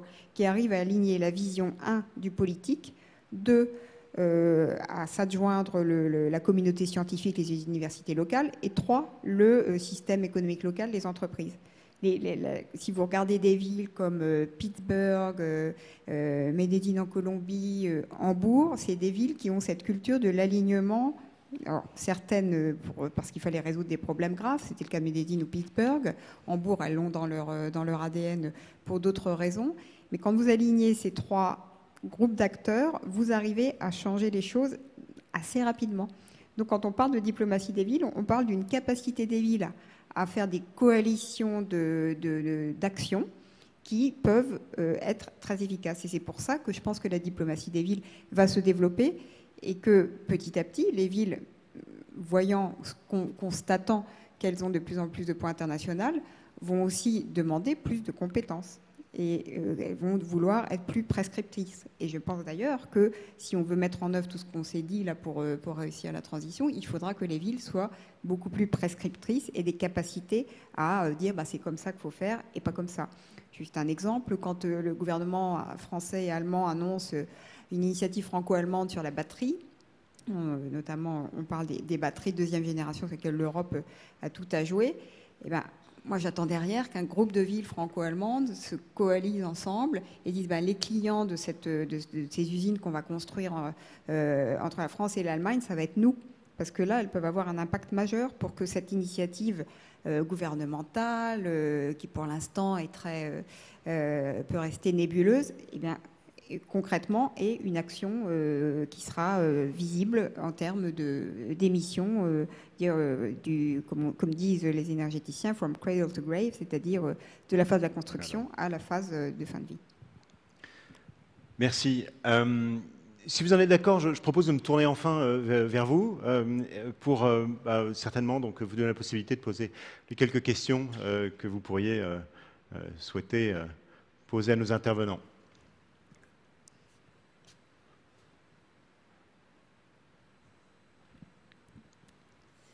Bonjour. Moi, je me posais la question, on a beaucoup parlé de CO2. Or, la question environnementale, elle est plus large que ça. Il y a aussi la pollution de l'eau, les particules fines, le gaspillage. Et du coup, je voulais savoir si vous considériez que la question du CO2 regroupée était suffisamment complète pour qu'on puisse raisonner de façon... qu'on puisse comprendre le problème environnemental quasiment uniquement en se concentrant sur la question du CO2. Ariana ? Oui, merci pour cette question. Alors effectivement, il y a quelque chose de magique dans la question climatique. Et c'est qu'en fait, c'est une problématique extrêmement complexe et on a des indicateurs parfois très simples. Et en fait, le CO2 étant un des KPIs très importantes donc, à suivre sur les émissions et qui a un avantage incroyable, c'est qu'on peut, donc, grâce à ces facteurs d'émissions qui ont été mentionnés tout à l'heure, transformer des émissions d'autres gaz à effet de serre en équivalent CO2 et puis suivre donc, des trajectoires de réduction de manière, entre guillemets, simple.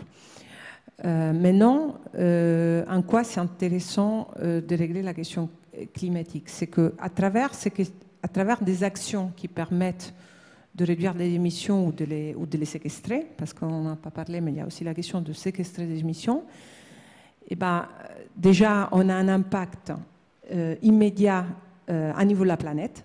C'est-à-dire, je vous rappelle que quand vous réduisez ou vous séquestrez des émissions de CO2, ici maintenant sur Paris, vous avez un impact sur toute la planète. et vice-versa. Également, donc, si vous réduisez ou vous séquestrez des émissions n'importe où dans la planète, en Chine, vous avez un impact sur Paris. Donc ça, c'est une première question très importante et qui commence à ouvrir la complexité de comment, à partir de cette KPI hyper simple, on ouvre déjà une complexité, c'est-à-dire qu'on est tous dans le même bateau et ça, c'est extrêmement intéressant. Ça, c'est un premier aspect. L'autre aspect, c'est que l'angle climatique permet de toucher à plein d'autres questions environnementales et sociales. Par exemple, la question donc, du risque climat. Déjà, on observe déjà les changements climatiques. On a déjà Jakarta sous les yeux. On a plein, mais même en Europe, on a plein d'impacts. Et donc, on voit qu'il y a des coûts financiers, des coûts sociaux. On voit qu'il y a des coûts environnementaux. On sait que donc on a des puits de carbone qui sont les mangroves, qui sont les forêts. Donc, on sait qu'il y a des écosystèmes qui ont une fonction aussi d'absorber CO2, et que plus ces écosystèmes sont en bonne santé au niveau de biodiversité, les plus aussi sont capables, donc les plus ils sont dans leur état un peu préservé, originel, les plus ils sont capables de capter ces CO2. Donc déjà, ça nous permet de complexifier la question et de dire finalement, quand je vais quand je vais éviter des émissions, je pourrais déjà préserver la forêt amazonienne et déjà ça me permet en même temps, pour vous donner un exemple, de réduire mes émissions parce que j'évite une déforestation, donc c'est une déforestation évitée. En plus, je préserve des écosystèmes qui ont des fonctions de régulation climatique, mais pas que. Ils ont aussi des fonctions de purification de l'eau, des créations incroyables d'espèces animales et végétales qui sont après source d'inspiration pour l'homme et source de molécules aussi pour les médicaments et plein d'autres choses. Et ça me permet aussi d'agir à un niveau social parce que ça préserve, par exemple, dans ce cas spécifique, projet donc de préservation forêt amazonienne, mais ça me préserve aussi une réalité sociale des communautés locales qui vivent en contact avec la forêt et qui donc sont complètement impliquées. Donc ça, pour vous donner un exemple. Donc c'est vraiment fantastique de pouvoir à la fois ramener la question climatique à un indicateur hyper simple et très pratique pour suivre des trajectoires comme CO2 et sans parler des synergies avec les autres polluants de l'air et des questions sanitaires, etc. Mais on peut l'apprendre dans toutes les échelles. Donc c'est un prisme à la fois simple et complexe et sur lequel on a à la fois quelque chose à jouer individuellement et collectivement en même temps. Et c'est ça qui est spectaculaire. Voilà. Merci. Thomas, vous vouliez rebondir ? Juste un petit point. Oui, bien sûr. Tout à fait vrai. Juste pour être très clair, parce que c'est très, très bon, exactement, je suis tout à fait d'accord avec ce qui a été dit, mais il y a urgence climatique. À l'heure actuelle, il faut bien se rendre compte qu'on parle bien climat à grande échelle et que c'est les gaz à effet de serre. Le CO2 représente 80% de la partie anthropique du problème. On pourrait y ajouter le méthane et le CO, etc., N2O. Mais la réalité, elle est qu'on a urgence. Si nos niveaux de CO2 continuent d'augmenter, le problème de la qualité de l'eau ne se posera plus parce qu'il n'y aura plus d'eau. Il faut vraiment être très conscient de ça. Et en fait, pendant longtemps, on a eu des discussions sur certains projets. Et je suis tout à fait d'accord pour que les gens se mettent à réaliser qu'il y a des co-bénéfices, ce qu'on appelle les co-bénéfices dans toutes ces actions, et qu'on peut optimiser nos co-bénéfices. C'est-à-dire qu'il y a deux solutions. On peut mettre des filtres sur les voitures ou on peut arrêter de prendre la voiture. Le co-bénéfice, il est d'arrêter de prendre la voiture, clairement. Le problème du diesel est là. Le diesel consomme peu de CO2. Très bonne solution en termes de voiture. C'est mieux qu'une voiture essence aux États-Unis. Par contre, en termes de particules fines, c'est l'enfer. Donc voilà, on a beaucoup de problèmes de co-bénéfices. À l'heure actuelle, je peux vous garantir que toutes les questions sont traitées individuellement. La qualité de l'air et le CO2, deux problèmes, on ne se parle jamais. Je n'ai encore jamais vu un meeting de scientifiques, qualité de l'air, CO2, dans la même pièce à l'heure où je vous parle. Ça n'existe pas. Parce que les problèmes sont complètement différents, les acteurs sont différents, les enjeux sont différents, local, échelle globale. Donc il y a un gros problème là-dedans. On pourrait faire beaucoup mieux. Je peux vous dire, comité scientifique, là-dessus, là, on est vraiment coupable parce que chacun a son petit îlot de recherche et on se parle très peu. Maintenant, pour le vrai, il faut quand même dire, l'urgence, elle est dans les gaz à effet de serre. CO2, méthane, on peut choisir l'ennemi. Je pense que le CO2 devrait venir en premier. Mais il faut être clair que c'est là l'accent. Parce que si dans les 10 ans qui viennent, il n'y a pas de changement de trajectoire, il n'y aura plus beaucoup de questions de forêt en Amazonie parce qu'il n'y en aura plus beaucoup, en fait, tout court. Donc on ne pourra plus rien sauver, en fait. Donc c'est pour répondre simplement à ce point-là. Merci. Bonsoir, merci pour vos interventions. Quand on vous écoute, c'est difficile d'être optimiste en fait. Tant la tâche est super large. il faut vraiment, je ne vais pas dire le mot parce qu'on l'entend tellement souvent en ce moment, il faut changer de façon de faire, façon de voir. Je ne voulais pas dire le mot qui commence par un P, parce qu'on l'entend vraiment trop. Comment dire, on parlait de voiture électrique. Oui, c'est vrai que la voiture électrique est une solution, mais ce n'est pas forcément la solution, parce que la voiture électrique est mue par une batterie fabriquée avec du graphite. Le graphite... la production en est contrôlée à 80% par la Chine. Donc ça, effectivement, ça pose la problématique de souveraineté. Est-ce qu'on doit aussi passer d'une dépendance 100% au Moyen-Orient à une dépendance à la Chine? Que, effectivement, l'avenir sera certainement pluri-énergie, si on parle de véhicules. Ça sera l'électrique, ça sera le GNV, ça sera l'hydrogène. C'est-à-dire qu'on a toujours tendance à prendre... à raisonner en balancier ou passer d'une extrême à une autre. C'est-à-dire penser qu'on va remplacer une énergie par une seule autre énergie. Sauf que l'avenir, c'est plus ça, c'est terminé. Qu'après, effectivement, il y a des actions on a parlé effectivement de la possibilité d'inciter. Moi, je crois qu'il est très important que les entreprises, ou en tout cas que le gouvernement incite fortement les entreprises à généraliser le télétravail. Parce que finalement, quand vous mettez en place le télétravail, je pense que vous produisez moins de stress chez les salariés, vous produisez moins de CO2, moins d'accidentologie, et qu'effectivement, agir de la sorte, ça peut avoir des effets très bénéfiques. Et après, il y a quantité d'actions simples au quotidien dont vous parliez, Karine. Voilà, par exemple... arrêter les shampoings en bouteille, passer aux shampoings solides, arrêter les savons liquides et repasser aux savons solides. Ce genre d'action qui va faire qu'effectivement, si elles sont prises en compte par les utilisateurs que nous sommes suffisamment largement, ça aura un vrai impact. Après, je voulais terminer en commentaire, je pourrais en dire encore beaucoup, mais... On est ici effectivement accueillis par Vinci.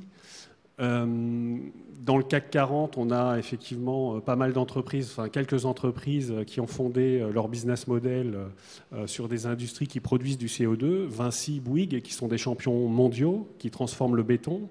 Est-ce que ce n'est pas aussi le moment pour eux d'être des chefs de file pour penser à la construction bois? On parle des États-Unis. Souvent on les fustige avec la fracturation hydraulique par exemple ou avec ce que pense Trump, mais dans le logis particulier, le bois est largement répandu aux États-Unis. Voilà, ce que je veux dire, c'est qu'on a aussi à apprendre des autres. Certainement. Voilà, merci. Peut-être un mot rapide de réponse sur ce point, enfin, ou Cécile. Sur un peu tous les points. Déjà, premier point, alors, je ne sais pas si on a donné l'impression d'être pessimiste, enfin en tout cas, moi je ne le suis pas du tout. En travaillant, moi, à l'origine, je viens de la fonction publique d'État. Si je continuais à travailler dans la fonction publique d'État, je serais effectivement très inquiète, je dois vous le dire. Mais en travaillant sur les villes, j'ai totalement changé de point de vue. Parce que les villes, c'est vraiment des acteurs, c'est des échelles d'action, c'est des gens qui font, c'est pas des gens... Une ville, si ça ne fonctionne pas demain, si le service de ramassage des déchets ne fonctionne pas à Paris, quand nos chères lignes de RER sont bloquées, on s'en aperçoit tout de suite, ça a grand une force, ça bouge, et ça bouge. Je veux dire, les villes, c'est ce qui va permettre de sortir des trajectoires linéaires. C'est ça qu'il faut comprendre. On n'est pas sur quand on parle ville, autant les États, l'inertie, la faible compréhension d'un certain nombre de sujets quand même, et puis l'habitude d'être puissants alors qu'ils ne sont plus tant que ça, peut-être. Mais les villes, elles ne sont pas du tout dans cette logique. Les villes bougent, et ça bouge de tous les côtés. Et le fait qu'il n'y ait pas une ville qui se ressemble, qu'elles ont leur ADN et qu'elles soient en concurrence, encore une fois, c'est très très très bien, parce que ça va aider. Parce que la concurrence des villes, ça veut dire quoi? Ça veut dire que vous choisirez d'habiter dans telle ville plutôt que dans telle autre. Et ça veut dire derrière des gens, de la richesse, de la croissance. Donc je pense que le fait qu'on parle ce soir du sujet des villes, c'est aussi pour ça, parce que c'est ça qui est en train de se passer concrètement. Peut-être que ça ne se voit pas dans les chiffres, mais moi je suis totalement convaincue que c'est en train de se passer. Sur l'énergie, là je prends ma casquette conseillère au centre énergie de l'IFRI. Dans l'histoire de l'énergie, aucune énergie n'est venue se substituer aux autres. Ça s'est cumulé. La seule source d'énergie qui a disparu, c'est l'huile de baleine, concrètement, dans nos usages. Les autres, ça se cumule. Après, électricité, hydrogène, vous savez qu'on parle de vecteurs, on ne parle pas de source d'énergie. Ce qui compte, c'est comment on fabrique l'hydrogène et comment on fabrique l'électricité. Quand j'entends que les bus allemands roulent à l'hydrogène, je ne suis pas super satisfaite parce qu'ils ont quand même beaucoup de charbon pour fabriquer cet hydrogène. Enfin bref. Donc, on est bien d'accord que sur les sujets énergétiques, ce n'est pas mono-solution. Et sur le véhicule, je suis tout à fait d'accord avec vous.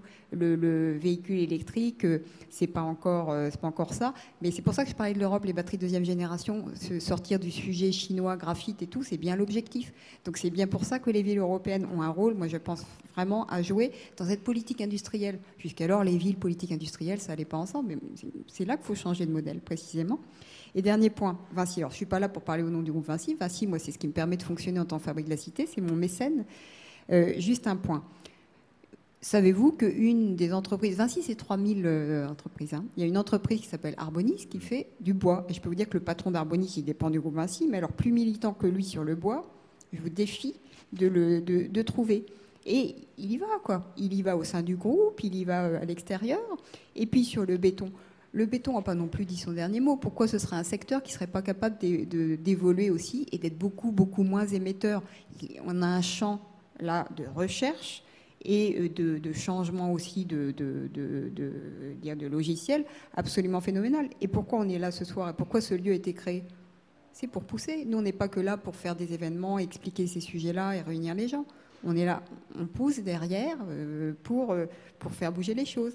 Et l'avantage, moi je dois constater, là encore venant de la fonction publique, c'est quand une entreprise se prend à bras-le-corps un sujet et décide de bouger, c'est assez efficace parce que derrière il y a des engagements qui sont pris auprès des marchés financiers et il faut délivrer les engagements sur lesquels on s'est engagé. Donc voilà, pardon d'être un peu passionnée en parlant de ça, mais moi je pense que je sens, je le vois, ça fait 4 ans que je préside la Fabrique de la Cité, ça bouge et ça bouge de plus en plus vite.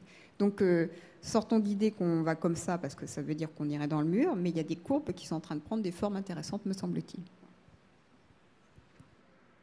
Merci Cécile. Il y a une autre question là-haut.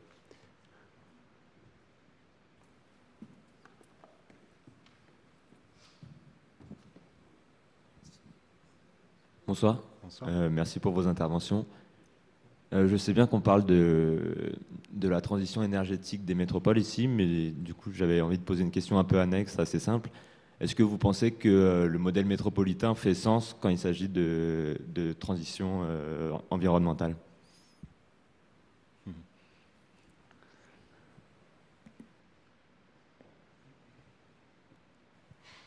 Oui, si c'est fait en bonne intelligence avec les villes qui le composent, et les communes qui le composent, c'est pas toujours le cas. Mais c'est vrai que oui, absolument, il y a des leviers. Et je ne sais pas si on peut donner un exemple pour revenir donc sur, par exemple, les plateformes locales carbone hein, qui sont en train de se développer sur Paris et à niveau métropolitain.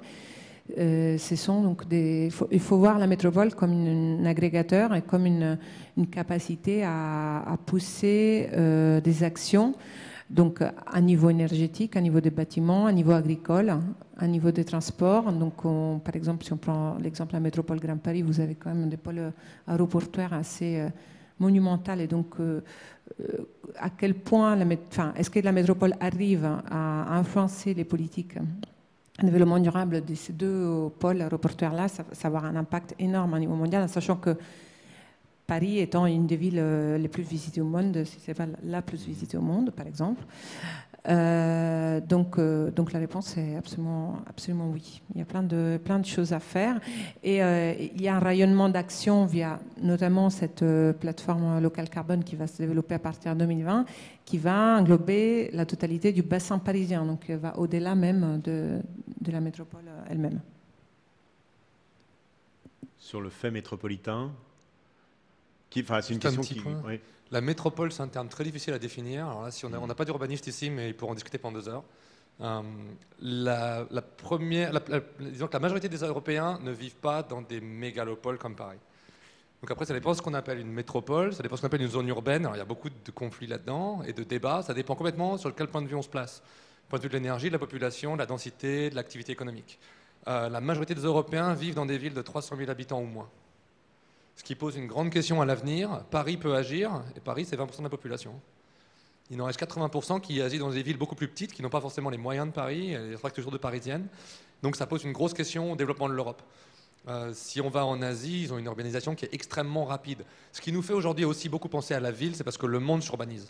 Et je pense que les gens ne sont pas forcément conscients de ce qui se passe. L'urbanisation est plus rapide aujourd'hui qu'elle était après la Deuxième Guerre mondiale. Il faut se rendre compte de quelque chose qui est complètement en dehors des chiffres qu'on a vus auparavant. L'industrialisation est complètement finie. Les gens vont vers les activités de services qui se concentrent dans les villes. Et le développement en Asie a beaucoup plus de potentiel parce que moins de la moitié de la population est en ville. Donc eux, ils ont à venir une énorme urbanisation dans les années qui viennent. Et je ne parle même pas de l'Afrique, qui là a une population croissante et des villes qui vont exploser en taille. Donc ça va être la question de la métropole, elle se pose à plusieurs niveaux. C'est-à-dire qu'il y a les métropoles de demain qu'on va voir apparaître et qui vont être le cœur du problème du climat. La taille de Niamey aujourd'hui est beaucoup plus importante pour son avenir que Paris, qui a une croissance à 1% ou moins. La ville de Jakarta est déjà construite, c'est trop tard. 15 millions d'habitants, c'est fini.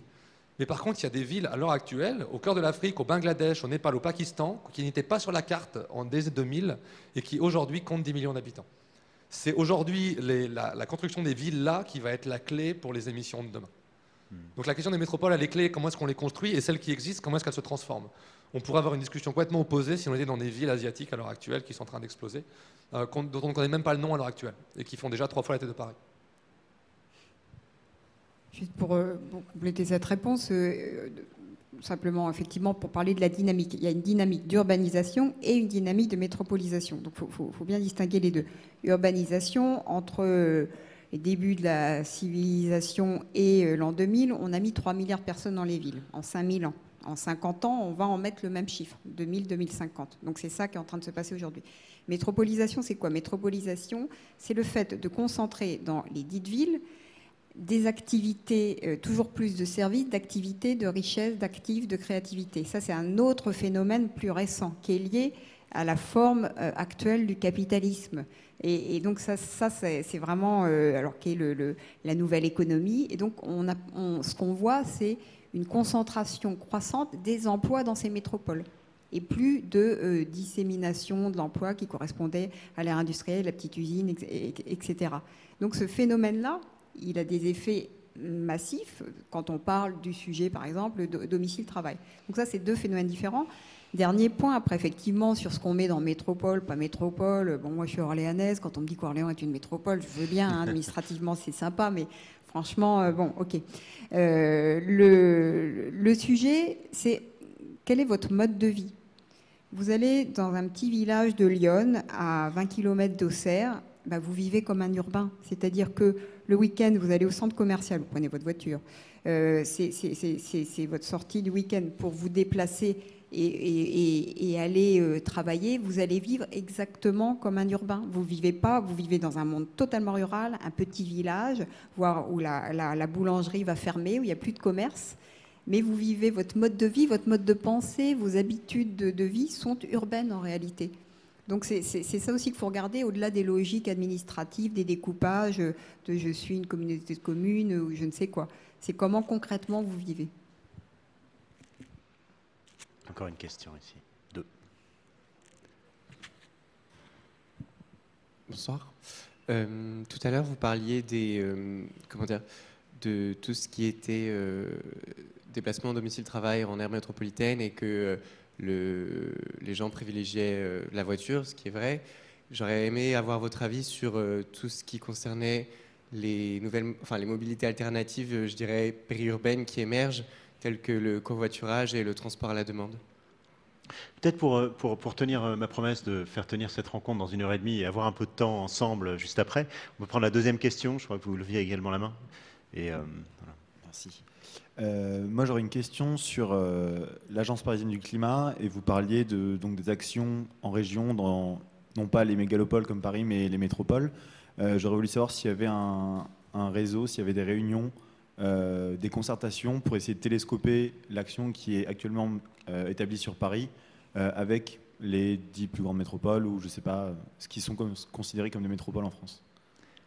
Alors, la question des mobilités peut-être, et puis on revient sur l'APC juste après. Sur ce point, on a publié pas mal de choses à la Fabrique de la Cité qui sont disponibles sur le site sur cet exemple. Alors, la bonne nouvelle, c'est que la loi d'orientation sur les mobilités qui vient d'être promulguée permet précisément un certain nombre de choses dans les zones peu denses, parce que le sujet que vous traitez, que vous abordez, c'est les zones peu denses et les zones très périphériques. Dans les zones très périphériques, l'usage de la voiture pour le domicile-travail, c'est 95% des gens, et même plus que les 80%. Donc effectivement, là, il y a absolument urgence à faire quelque chose. Et enfin, on va avoir des outils qui permettent de mutualiser en fait l'effort de demande. Et là, c'est vrai que le numérique a tout son rôle à jouer dans ces nouvelles formes de mobilité. Après, sur les problématiques de covoiturage, quand il y a eu les grèves SNCF il y a 2 ans, Île-de-France Mobilité avait mis en place une incitation à covoiturer. Or, sur 40 millions de déplacements au jour, il y a eu 1500 covoitureurs. Pourquoi ? Parce que vous dites aux gens, on va vous rémunérer 2-3 euros. Mais franchement, qui a envie de prendre dans sa voiture le matin, pendant 45 minutes, quelqu'un qui ne connaît absolument pas, pour 2 ou 3 euros ? Pas grand monde dans cette salle, enfin, je veux dire, à moins d'être vraiment très, très militant. En plus, vous ne pouvez pas garantir que ce sera les mêmes horaires. C'est très compliqué de faire se rencontrer l'offre et la demande, même s'il y a des applis pour ça. Et en fait, ce qui compte, c'est est-ce qu'en faisant ça, vous allez être récompensé, non pas en argent, mais en temps. Parce que ce qui vous importe, c'est le temps.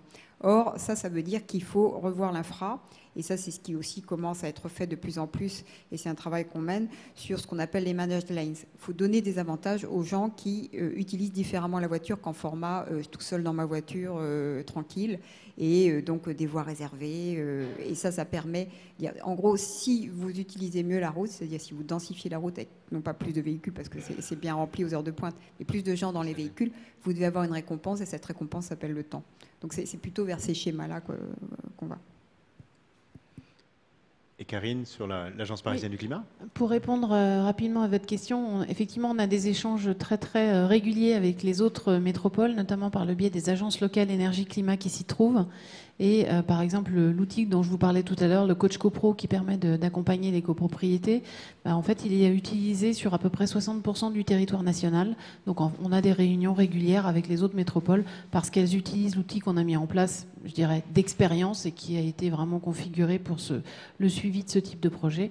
Et puis, par exemple, dans la métropole, il y a toutes les zones où il y a des fortes concentrations de copropriétés, elles utilisent cet outil. Donc on a une collaboration très très opérationnelle. Et puis aussi, on partage beaucoup sur la manière dont on met en œuvre nos actions, parce que Agence locale d'énergie, climat, il y a aussi climat, et donc on n'est pas que sur la rénovation énergétique, mais le déploiement opérationnel des plans climat. Donc en fait, on partage nos bonnes pratiques. Ça va dans les deux sens avec les autres grandes métropoles françaises. Merci. Écoutez, si vous en êtes d'accord, je propose de prolonger autour d'un verre peut-être, si vous pouvez rester 5 minutes avec nous. Je propose de vous applaudir, de vous remercier de vos interventions. Et merci à tous. Ce cycle va se prolonger.